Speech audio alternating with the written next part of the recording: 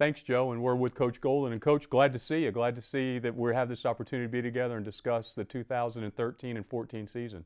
Well, we're excited. Got a chance to be on the road here recruiting shortly, and had a chance to digest the entire season and plot a course for spring football and what direction we're going to go. We've been quality controlling all of our games and each individual play or concept, for the last week, and excited about getting back out there and getting to it. Coach, let's talk about continuity. I know that that's something that's very important to you. Not only is this staff going to remain together, but also what it does to keep everybody together. Well, again, it gives it gives us a foundation to build from, as opposed to tearing down your foundation. And as you drill down in that foundation, now kids are trying to refine techniques, not trying to learn new techniques. Kids are playing faster in their mind with the calls that you have. Even though you may decide you might want to change some calls, there's going to be great recall on the part of the student athlete. It's going to allow him to play faster. So it really becomes about the functionality of the student athlete and the ability to play faster and execute at a higher level. And it's really important for us to maintain that in all three phases, because we had a little bit more carryover on offense and special teams this year than defense, and now we feel like we can do that as well on defense and really get everybody to the point where we're finally using our maturity, using our experience, and playing with a lot more poise on game day. Let's talk about the progress since you arrived here at the University of Miami in wins and statistically. 6 wins, 7 wins, 9 wins, and that's the progress that you're looking for. Yeah, I don't think there's any question. I think for us, it was progress during a very difficult period, without question. And now those handcuffs are off. I think you could feel it in our building now. I think you could feel it among the morale of our student athletes. And I think you can feel it as you go out and represent the University of Miami in the recruiting path. I don't think there's any question that there's a difference now. There's a new era, if you will, or a next chapter in that era. And these kids are ready to usher that in and get going with this thing. Coach, as you mentioned many times, when you were recruiting before, there was the elephant in the room, and that was the NCAA. What's it like going out there now and going into the home of a prospective student athlete and sitting there and talking about the positives of the University of Miami? Yeah, well, number one, we forgot what it was like to do that, because we really weren't afforded that opportunity. But I don't think there's any question now. We're able to focus on who we are and what we represent, and what it means to be a part of the University of Miami family and attend an institution that's top 40 and number 1 in the state of Florida, go to a small private school, and obviously play football here at the University of Miami. So those are all the things that we should be talking about. Unfortunately, they were eclipsed by some other things that we had to deal with. But again, it feels good to represent the university now and be able to turn the page. Coach, you spent the whole season, or majority of the season, talking about the importance of the seniors. That group is gone, but they certainly left a legacy here at the University of Miami. Yeah, I think it's important that we never forget that. They won't be measured with the elite teams in the history of the University of Miami in terms of it being a national championship team or a Sugar Bowl team or an Orange Bowl team. But where they will be measured is their resiliency, their mental toughness, their unity, and their steadfast approach to delivering us through a very difficult period, really in our program's history when you look at it. And for that, they will always be remembered. And so yes, we did honor them, and we're going to continue to honor them by where we go from here. And as they so elegantly said after the game, that keep doing what you're doing. We see the results, and keep buying into the process. Keep doing the little things right every day. And those guys would tell you that they never won 9 games in their previous 3 years. So all the things that they're doing better and buying into on a daily basis is the results are coming.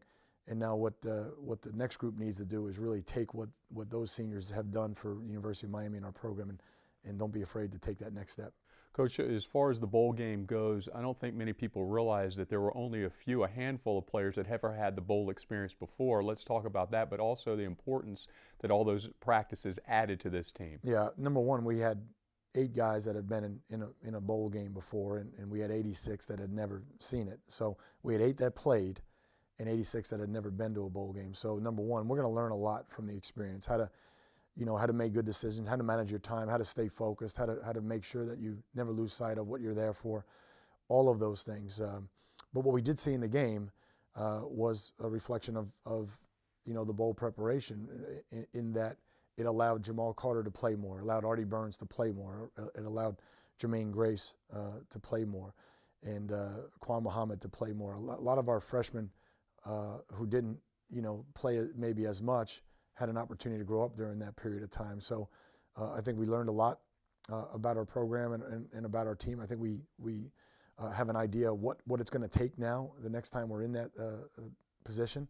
And sometimes the hardest thing is it's baptism by fire, so to speak, and in that we were playing a very experienced team on the other side that had been to 3 straight bowl games, and now our guys understand what does it take? What's the difference between winning and losing that bowl game? And we have a chance to bring that forward into 14. Well, Coach, you go into 214, and the first thing that's going to hit is recruiting. We'll come back to that in a minute, but then you have to deal with the offseason and getting bigger, stronger, and faster, and UTough is a huge part of that. It is. I don't think there's any question about it. I think the biggest difference now is just guys embrace it as part of our DNA, part of our fabric, if you will, and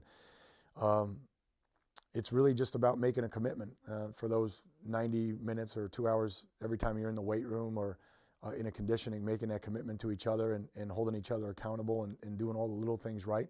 That's really the difference between winning and losing or success and failure in any endeavor, not just what we do on the football field. But so we'll continue to cultivate that, and the residual of that obviously will be mental toughness and discipline, but also I think what will be more tangible is the size, the speed, the strength gains, and the power gains that we can make here in the next 8 weeks.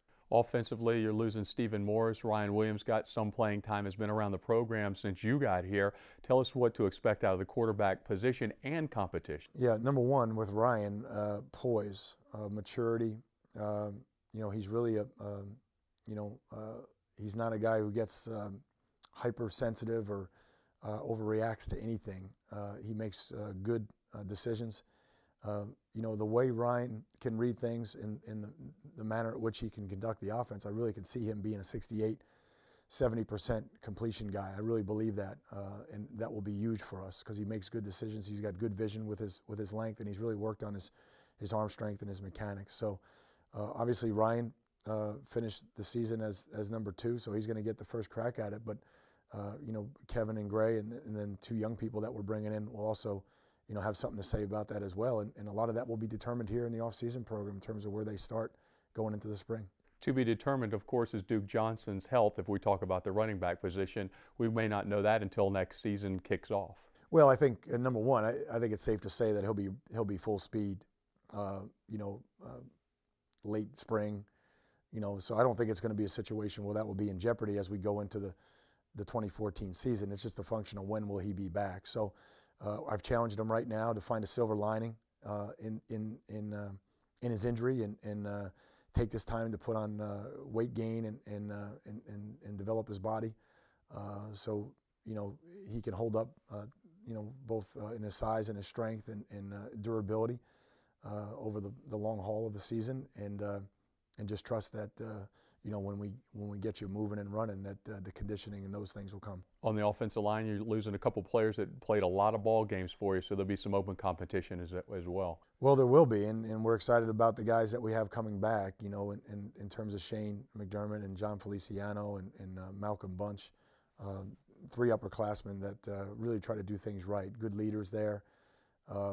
Eric Flowers has a chance to be, a premier offensive tackle, not just in our conference but in the country. And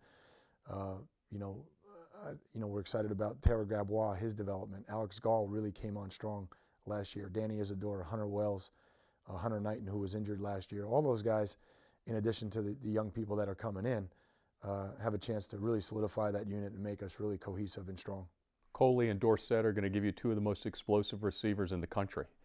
They'll be fast. It'd be hard-pressed to find 2 faster. And I think the thing about Herb Waters is that he plays with speed as well and athleticism, and we got to get Herb a little bit stronger, a little bit bigger. And then clearly, Rayshawn Scott has an opportunity to come back and be in that rotation. And then we have a lot of guys coming in and younger guys that are going to be fighting like crazy to get their hands on some footballs as well.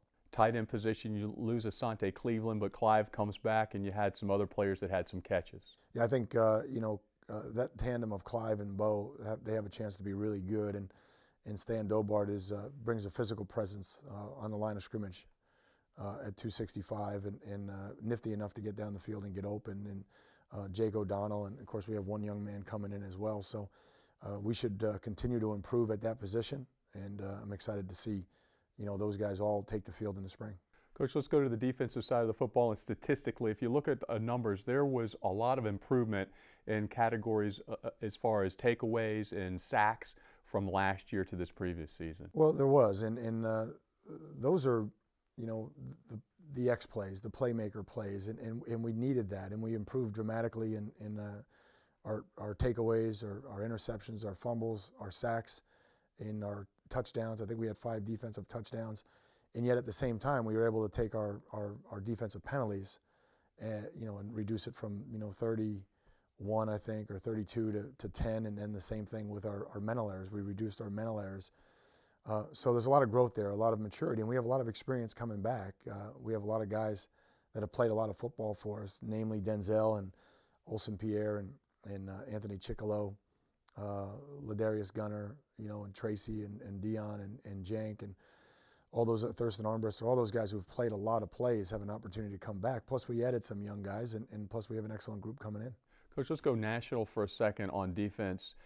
I think it's hard for laymen to understand the point that the game has changed. Defenses are seeing so many more plays in the last couple of years than they did 5 and 10 years ago. It's almost like they're playing another quarter or a half sometimes in each game. Correct. Depth is critical right now, and you're starting to see that. As you start to get into late October and November, you got to have depth, and you got to be able to play a lot of people because the play counts add up, and it takes a toll on you physically. So that's number one. Number two, you got to be in great condition, not just with stamina and endurance, but also be able to have explosive movements all game because of the way teams are attacking you with tempo and moving the ball and doing those types of things. And then the other thing is you're seeing a different offense week to week, and there's so much multiplicity now. And in our conference, you could play North Carolina one week, and they're trying to run 85 plays if you let them, and then the very next week you could be playing Georgia Tech in a triple option. Then you could get BC, and they're going to try to see how many tight ends they can get on the field. And so there's so much multiplicity in terms of formations. I think one of the things that I know now, and that I'm positive of as we approach this new era in playing defense, is you need a mature defense, you need an experienced defense, and you need a defense that can adapt from week to week because of how much variety we're seeing from the offensive attacks from week to week. And so those are all things that will go into our thinking here, Don, as we approach this year. How do we get our best 11 players on the field, and how do we want to construct our defense to hold up against the 12 games that we're gonna face next year? An area that you focus on personally is special teams, and you had some huge success there. Had some returns, blocks, scores, had a little bit from every category that you want to pull from. Yeah, we really had a selfless group this year. We had a very unselfish group. We have a lot of starters returning, really, on every. It's a first for you, really. It really is on all of our special teams units. I don't think we have anything less than 9 returning starters in each group, so we became explosive. We identified 4 or 5 guys that could return kicks and punts, not just Stacy and Randy Johnson, but Artie Burns, Corn Elder, Philip Dorsett, all of those guys, Jamal Carter, all of those guys showed that they can, Malcolm Lewis, that they can return kicks and punts, and so that was big. We blocked 4 kicks, which I think was number 10 in the country and the most in a decade here. So that was huge. We returned punts and kickoffs, for touchdowns, probably more so than in a long period of time as well. And I just think our coverage units got better. We tackled better in the open field. We bought into what we were trying to get done, and hopefully our guys can learn from that. I think we finished in the top 4 in our conference in all 4 running special teams, and that's hard to do. But I think we also finished in the top 35 in all of them nationally, which is good as well. Al, before we close, go over recruiting season. I know you can't get specific, but what are the plans for the individual coaches and you personally on how you close this season out in recruiting? Yeah, I think we're all going to get to our areas and or see the recruits at our position. We'll make sure that we mix that up here down the stretch. The recruiting dead period is lifted on January 15th, so we'll be out and about and start to get out and go all over the country, and obviously spend a great deal of time here in Florida down the stretch. So it's going to be pretty much out all week. Back on Thursday night or Friday morning, have a recruiting weekend, then back out Sunday night, and we'll do that for 3 weeks. Okay, Coach, we wish you the best in 2014. Thank you, Don. Happy New Year.